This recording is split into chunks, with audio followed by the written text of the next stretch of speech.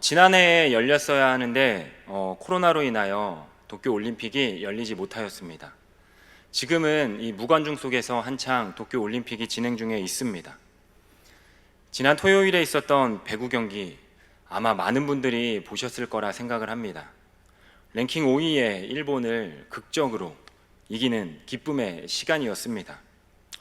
저도 이 주일 준비를 하면서 TV를 보지 않고 있었는데 갑자기 아파트에서 함성 소리가 들려오는 그 소리를 듣고 TV를 틀었는데 3대2로 우리나라가 일본을 이겼다라는 소식을 보았습니다. 이번 올림픽에서는 정말 많은 기록들이 쏟아져 나오고 있습니다. 남자 자유형 100m 결선에서 황선우 선수가 18살의 나이로 5위를 하는가 하면은 또 여자 기계체조 역사상 처음으로 올림픽 메달을 획득하였고, 또 남자 높이뛰기 우상혁 선수는 2m 35cm를 넘어 한국 신기록을 달성하였습니다. 안타깝게 2m 39cm를 실패하였지만 그의 입에서는 아쉬움보다는 괜찮아, 괜찮아 라는 이 한마디가 우리 국민들에게 기쁨을 선사했습니다. 이렇게 올림픽이 아름다운 이유는 간단합니다. 인간의 한계를 뛰어넘는 도전이 있기 때문에 감동이 되는 것이고, 또한 더욱더 아름다운 것입니다. 올림픽뿐만 아니라 예수님을 믿는 사람이든 또한 예수님을 믿지 않는 사람이든 인간의 한계를 뛰어넘는 도전은 정말 아름답다라고 생각을 합니다. 왜 이 도전이 아름답나 생각을 해보면은 단순히 어떠한 벽을 뛰어넘어서가 아니라 벽을 뛰어넘기 전까지의 그 준비 과정이 정말 그들에게 또는 나에게 가치 있고 값어치가 있기 때문입니다. 누구나 도전을 해서 이 벽을 뛰어넘을 수 있다라면은 이 도전이라는 이 이름 앞에 긴장감은 없을 것입니다. 생각을 해봤습니다. 우리의 삶에 찾아오는 이 도전 가운데 우리 안에 장애물은 어떠한 것이 있을까? 첫 번째는 두려움입니다. 실패에 대한 두려움, 또는 성공 여부에 대한 그 불확실성에 대한 두려움, 또한 사람들의 평가에 대한 두려움이 생기게 되면은 도전할 수 없게 됩니다. 두 번째는 상처입니다. 두려움이 미래에 대한 것이라면은 상처는 과거에 대한 것입니다. 이미 내가 도전을 해 보았는데 그 도전이 실패를 한 것이죠. 특별히 사람에 있어서 사람이 우리에게 상처를 줍니다. 일이 주는 상처는 일로 금방 치유할 수 있지만 이 사람이 주는 상처는 쉽게 치유되지 않는 것이 인간의 본성입니다. 내 말을 왜곡하는 사람, 또는 지어내는 사람, 또는 나의 부족함을 찾으려고 혈안이 되었다가 내가 실수하면은 비난하는 사람, 또는 내 진심과 또는 내 열정을 믿어주지 않는 사람, 이 사람을 통하여서 우리가 상처를 받게 되면은 우리는 도전을 망설이고 또한 포기하게 됩니다. 또한 세 번째는 욕심입니다. 도전하려면은 이 시간과 이 마음을 쏟아야 합니다. 때로는 물질을 써야 하는데 그 희생과 손해가 무의미하고 또한 아깝게 느껴지면은 도전하지 않게 되는 것이지요. 또한 네 번째는 망설임입니다. 망설임은 내 삶에 대한 확신과 이 성공에 대한 확신이 없는 것이죠. 이 확신이 없다 보니까 시간을 그냥 흘려보내는 것입니다. 이런 사람이 좋아하는 말은 시간이 해결해 주겠지라는 말입니다. 시간이 해결해 줄 수도 있는데 이 시간이 해결해 주기 전까지 망설이는 그 시간 가운데 그 사람은 방황을 하게 되는 것이죠. 이 망설임과 이 방황은 두려움과 함께 오기에 도전을 실패하게, 도전할 수 있는 그 의욕을 잃게 만드는 것이죠. 오늘 본문에 보면은 이 두려움과 상처와 욕심과 망설임을 뛰어넘는 예수님을 향한 도전하는 한 놀라운 인생을 우리가 볼 수 있습니다. 그로 인하여 놀라운 변화와 또한 놀라운 기적을 이루었던 한 여인이죠. 가장 힘들었던 사람, 가장 연약했던 사람, 또한 사람들조차 인정해주지 않고 외면했던 한 여인에 대하여 우리가 오늘 이 시간 함께 나누어 보기 원합니다. 먼저 25절을 우리가 함께 읽어보았으면 좋겠습니다. 25절입니다. 시작. 12회를 혈류증으로 알아온 한 여자가 있어. 오늘 본문에서 우리는 이 불쌍한 여인을 만나게 됩니다. 예수님을 따르는 수많은 군중들 가운데에서 한 여인이 놓여 있습니다. 이 여인에 대하여 사람들은 아무도 관심을 갖고 있지 않습니다. 또 이 여인은 이 예수님께 다가가기 원했는데 다가가게끔 도와주는 사람도 없었습니다. 어떻게 보면은 이 여인은 사람들 눈에 보이지 않는 존재와 같았을 것입니다. 분명히 그 가운데 있지만 아무도 의식하지 않고 아무도 신경 쓰지 않는 여인이었습니다. 우리가 사는 이 세상 가운데에도 이러한 두려움이 있지 않습니까? 사람은 누구나 다 관계에 대하여 참 중요하게 여기고 있습니다. 귀중하게 여깁니다. 그리고 그 관계를 그리워합니다. 누군가가 나를 알아주길 원하고 또한 너무 많은 사람들의 관심을 한 몸에 받는다는 것, 이게 부담스러울 수 있지만 그러나 아무도 관심을 가져주지 않는다라는 것, 이것 역시 우리의 마음을 아프게 하고 우리의 마음을 괴롭게 합니다. 만약에 갈증 가운데 있는 한 사람이 바다 한가운데 표류했다라고 생각을 해봅시다. 굉장히 역설적인 상황입니다. 사방은 물로 가득 차 있지만 그 가운데 마실 물은 하나도 없는 것이죠. 그래서 심한 갈증을 느끼면서 또한 괴로움을 느끼고 있는 그 모습인 것이죠. 지금 이 여인이 그러한 모습 가운데 서 있는 것입니다. 사방에는 많은 사람들이 있습니다. 그러나 이 여인을 알아봐 주지는 않는 것이죠. 군중 가운데 서 있는데 이 외롭게 서 있는다라는 것은 참으로 힘든 일입니다. 그럴 때 우리는 외로움을 더 느끼게 되는 것이죠. 바로 이 여인이 그러한 상황 가운데 놓여 있는 것입니다. 참 불쌍한 여인입니다. 아무도 이 여인에게 눈길을 주고 있지 않습니다. 그런데 오늘 말씀을 쭉 살펴보게 되면 한 가지 특이한 점을 발견하게 되는 것이죠.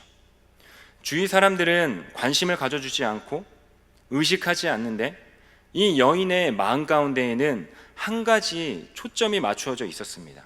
바로 예수님이었습니다. 예수님을 바라보면서 그 예수님께 가까이 가고자 하는 것이 이 여인의 목표였습니다. 도전이었습니다. 군중을 헤치며 다가가고 있었습니다. 도대체 이 여인이 누구였을까요? 이 여인을 마가복음과 누가복음에서는 이야기를 하고 있습니다. 그런데 이 여인의 정체성에 대하여서는 이야기를 하지 않고 있죠. 이 여인의 이름이 무엇인지 또는 이 여인의 출신이 무엇인지 이야기를 하고 있지 않습니다. 이름도 모릅니다. 한 가지 우리가 알 수 있는 사실은 무엇이냐면은 이 여인이 지금 병을 앓고 있다라는 거, 혈류증을 앓고 있다라는 거, 동일하게 그 병에 대해서 초점을 맞추고 있는 것입니다. 피 흘리는 아픈 병을 오랫동안 가지고 있었습니다. 12회를 시달리면서 이 여인은 고통을 받고 있었습니다. 여러분 상상해 보기 원합니다. 이 여인의 나이가 만약에 20살이었을 때 이 병이 생겼다라고 가정을 해본다면은 지금 이 예수님 앞에 나타났을 때의 나이가 그렇다면 32살입니다. 만약 이런 케이스였다면은 이 여인은 아름다운 청춘을 병에 시달리면서 너무나 외롭고 고통스러운 시간을 보내야만 했던 것입니다. 가장 아름다울 수밖에 없었던 그 시간, 꽃다운 나이 또한 행복을 맛보며 살 수 있는 그 시절을 행복과 웃음보다는 오히려 병에 시달리면서 아픔과 괴로움으로 세월을 보낸 불쌍한 여인이다라는 것이지요. 성경에서는 이 혈류증이 정확하게 무엇인지 이야기하고 있지는 않지만 많은 학자들은 부인병이다라고 이야기를 하고 있습니다. 12회 동안 온갖 고생을 하면서 버려진 존재로 살아왔던 여인이다라는 것이지요. 이뿐만이 아닙니다. 이 여인이 겪은 어려움이 또 있습니다. 26절을 우리가 함께 보도록 하겠습니다. 26절입니다. 시작. 많은 의사에게 많은 괴로움을 받았고 가진 것도 다 허비하였을 때 아무 효험이 없고 도리어 더 중하게 여겼던 차에. 아멘. 우리가 병을 발견하였을 때 찾아가는 곳이 어디입니까? 맞습니다. 바로 병원입니다. 병원을 찾아가게 되고 그 병원에서 진단을 받아 치료를 받습니다. 병명을 알지 못하면 여러 가지 검사를 통해서 우리는 그 병을 치료받습니다. 그런데 이 과정이 쉽지는 않아요. 그러나 그 검사를 해서 원인을 알고 또한 치료를 해서 병이 나으면은 그 과정들은 괜찮습니다. 용납이 됩니다. 그런데 만약 이 병이 낫지 않고 또한 이 병명조차도 모르고 있는다라면은 오히려 병이 더 악화되는 경우가 있습니다. 그리고 심적으로 어떻습니까? 괴로움만 더 증가되는 결과를 초래하기도 합니다. 본문에 나온 이 여인이 지금 이렇다라는 것입니다. 의사들을 찾아다녔지만 많은 의사에게서 많은 괴로움을 받았다라고 이야기를 합니다. 뿐만 아닙니다. 많은 재산마저 허비한 비참한 형편이 된 것이죠. 남은 것은 고독과 절망과 가난, 더 나빠지려야 나빠질 수도 없는 인생의 가장 초라한 밑바닥까지 내려간 여인인 것입니다. 중요한 것은 우리가 집중해야 되는 것은 캄캄하고 또한 절망적인 이 상황 가운데에서 한 가닥 소망의 빛이 이 여인의 마음 가운데 비추고 있다는 것입니다. 이 여인은 예수님을 따르는 그 무리 가운데 군중 가운데 있었던 것이죠. 예수님만이 이 여인의 유일한 소망이 되었습니다. 그래서 예수님을 향한 강한 의지를 가지고 한 발짝 한 발짝 예수님께 다가가려고 애썼던 것이었죠. 얼마나 강한 의지가 그녀에게 있었냐면은 그녀가 도전해야 되는 두 가지가 그녀에게 있었습니다. 그녀가 도전해야 됐던 첫 번째는 바로 사람들이었습니다. 겉으로 나타나는 조건들입니다. 병든 불쌍한 여인이 수많은 군중들을 뚫고 나아간다는 것 절대 쉬운 일은 아니었을 것입니다. 오늘날도 보면은 우리도 예수님 앞에 나아오려고 하는데 누군가로 인하여서 가로막히게 되는 난관은 그 난관을 봉착할 때가 너무나 많습니다. 또는 그 난관이 사람일 때도 있습니다. 정말 안타까운 일이죠. 누군가에게 시험을 받아서 신앙을 저버리는 일들이 일어난다라는 것입니다. 시험을 들게 만드는 것이 우리의 직장 안에 있을 수도 있고 또한 우리의 가정 안에 있을 수도 있고 또한 교회 안에 공동체 안에 있을 수도 있습니다. 공동체의 일원으로서 함께 아름다운 공동체를 세워 나아가야 되는데 큰 장애물이 되면서 결국 믿음의 길을 떠나게 만드는 요소가 사람일 경우가 있다라는 것이죠. 그러나 어떠한 경우에도 사람 때문에 예수님 앞에 나아가지 못하는 이러한 일들이 일어나서는 안 되는 것입니다. 결탄코 주님 앞에 정당한 이유가 될 수 없다라는 것이죠. 이 여인은 사람들을 다 해치고 주님 앞에 나아가는데 초점을 맞추며 예수 그리스도 앞으로 한 발짝 한 발짝 나아가고 있었습니다. 이 여인의 강한 의지가 오늘 예배드리는 저와 여러분의 삶 가운데 나타나기를 소망합니다. 그리고 여인이 도전해야 됐던 두 번째가 있었는데 그 두 번째는 바로 부끄러움이었습니다. 이것은 내면의 문제였습니다.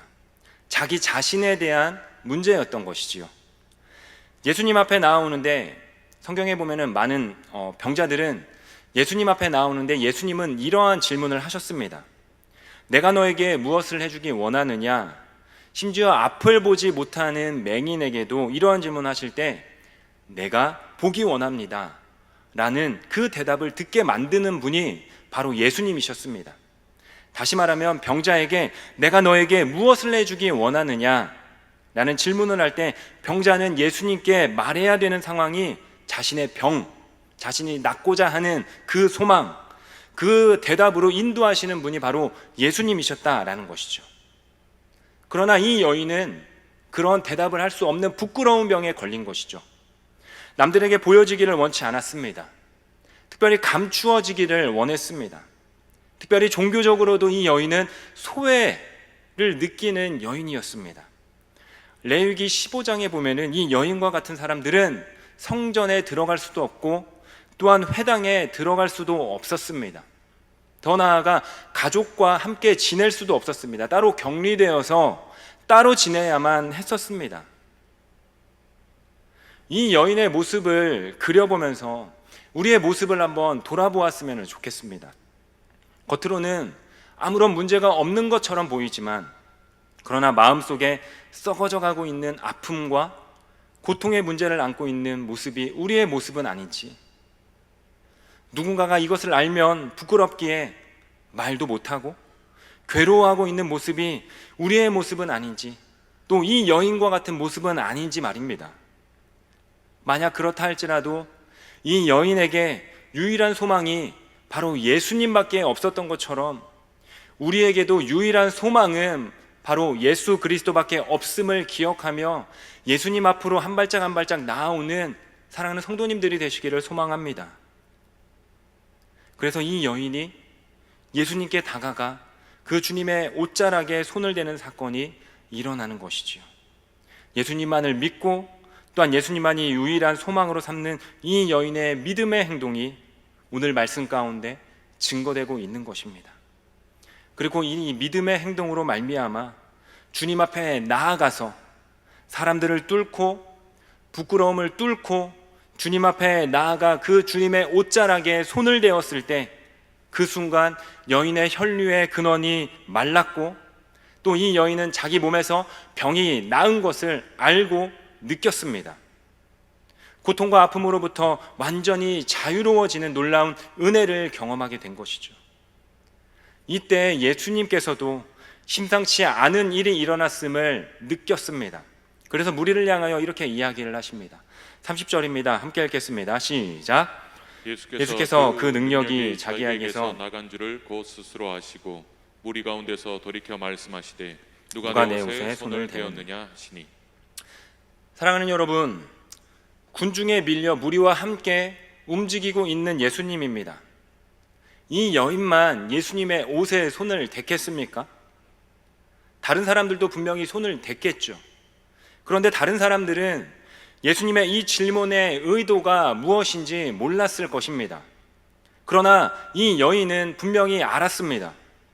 예수님이 나 자신을 찾고 있다라는 것을요. 그렇게 주님 앞에 두렵고 떨리는 마음으로 나오는 모습을 우리는 볼 수 있습니다. 사랑하는 성도 여러분, 오늘도 주님이 이 여인에게 누가 내 옷에 손을 대었느냐라는 그 음성을 들려주셨던 것처럼 오늘 또 이 예배를 통해 누가 내 옷에 손을 대었느냐라고 부르시는 그 주님의 음성이 우리의 영혼 가운데, 우리의 마음 가운데 들려지기를 소망합니다. 그리하여 두려운 마음, 상처받은 마음, 아픈 마음으로 나왔다면은 주의 이름으로 나와왔을 때 혈류의 근원이 말랐던 것처럼 삶의 문제가 해결되고 치유되는 놀라운 은혜가 이 예배 가운데 나타나기를 소망합니다. 12의 혈류증을 앓던 이 여인이 주님의 옷에 손을 대는 사건을 통하여서 놀라운 기적을 체험하게 되는 것이죠. 그렇기 때문에 이 여인의 믿음은 특별했습니다. 그래서 이 여인의 그 특별한 믿음을 좀 더 살펴보기 원하는데요.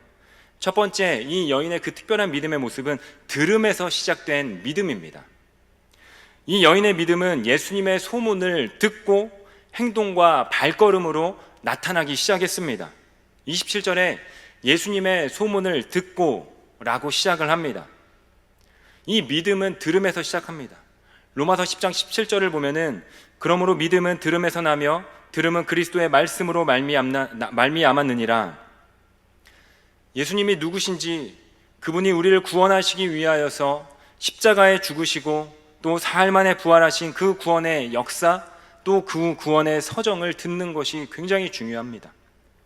예수님을 모르는 사람이다 할지라도 예수님에 대하여 듣고 또 듣는다면은 그 듣는 가운데 예수님에 대해 알고 싶어하는 마음이 생기고 또 예수님을 만나고 싶어하는 그 마음이 생기며 또한 어느 한순간 예수님의 은혜로 말미암아 그 마음 가운데 예수님의 열매가 맺어지는 은혜가 나타나는 것이죠. 그래서 믿음은 들음에서 난다라고 이야기를 하고 있는 것입니다. 예수님에 대해 들을 때 예수님을 믿고 싶어지고 또 의지하고 싶어지는 이 마음뿐만 아니라 주님의 사랑이 시작되는 것이죠. 그리하여 예수님에 대하여 듣는 이 놀라운 은혜가 오늘 예배 가운데 나타나기를 소망합니다. 그리고 두 번째 믿음의 모습은 바로 예수님을 끝까지 믿는 믿음의 모습이었습니다. 이 여인은 끝까지 믿었습니다. 다른 모든 것들이 이 여인으로 하여금 포기하게 만들었습니다. 낙심하게 만들었습니다. 그러나 이 여인은 예수님만큼은 포기하지 않았습니다. 의원들은 이 여인에게 포기하게 만들었죠. 또 괴로움을 주었죠. 재산마저 허비하게 만들었죠. 그러나 이 여인은 예수님을 믿는 믿음이 있기에 끝까지 그 주님 앞에 나아갔던 것이었습니다. 우리의 믿음을 공격하고 쓰러뜨리려 하는 요소들이 세상 가운데 너무나 많이 있습니다.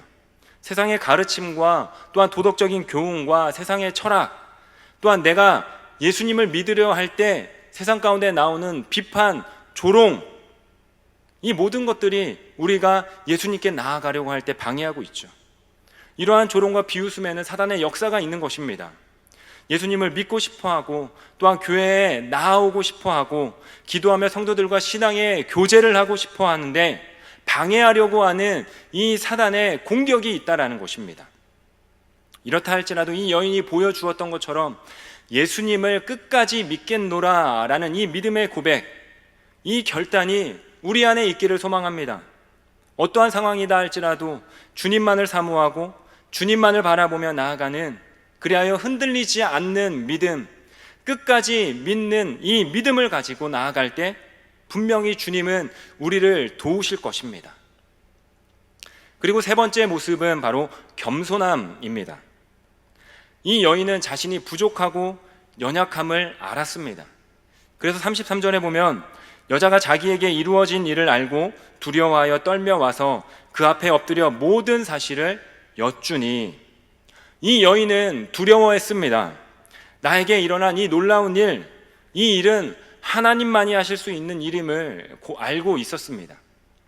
바로 그 하나님 앞에 나아가는 그 여인의 마음, 어찌 떨리지 않을 수 있었겠습니까? 주님 앞에 나아가 엎드려 자기 자신에게 일어난 일을 고백하며 나아가는 이 모습을 볼 때 우리는 그 겸손함을 볼 수 있는 것입니다.